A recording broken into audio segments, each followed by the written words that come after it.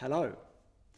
The purpose of this video is to explain what research actually means and why it is important for your work, and also to explain what referencing is and how to do it. Now, in this spirit, I've researched carefully for this video by consulting the Office for Qualifications 2009 guide, Using Sources. You can find a copy of this underneath the video. The guide says that a source is any resource that you use to collect information for your coursework, including textbooks, encyclopedias, journals, TV and radio programs, the internet, and other people. When you research, you collect a decent clutch of these sources. These are listed in a bibliography at the end of your work. The guide continues. An acknowledgement is a description of a source so that someone else can find it, along with an indication in your coursework of which information came from that source.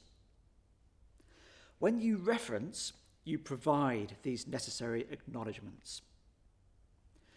The guide also says that any work you submit for assessment must be your own work, and you should list or acknowledge any sources you use. Failure to acknowledge your sources could constitute malpractice, and you may be penalised. The RNCM has a standard set of regulations for dealing with academic malpractice. You can find these in the Student Information Handbook. It's a serious business, but if you reference carefully, then there is no need to worry.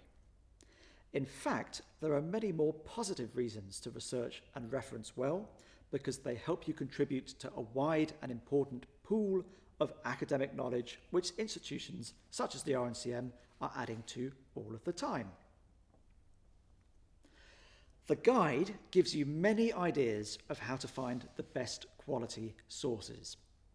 However, perhaps the most important rule of thumb is to start with the reading lists that you are provided with for each module.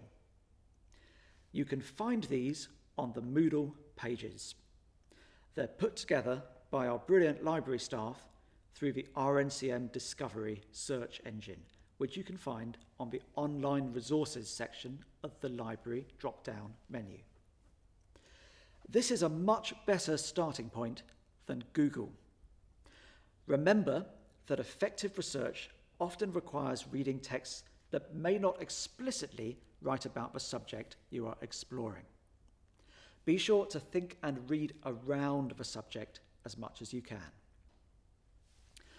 On Moodle, you can also find RNCM guidelines for referencing. A link is provided under this video. This might be a specific reference to information or facts from the source, a direct quotation, or a paraphrase or rewording of the original. All that you need is the author, year, and if possible, a page number.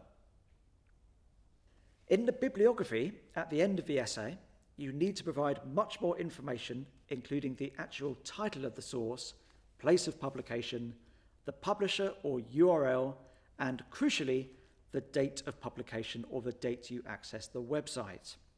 This documentation allows other researchers to easily access and verify the information.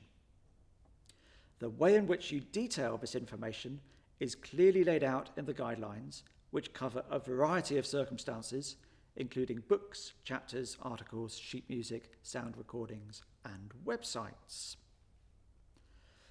The complete list should be presented in alphabetical order, as we can see here.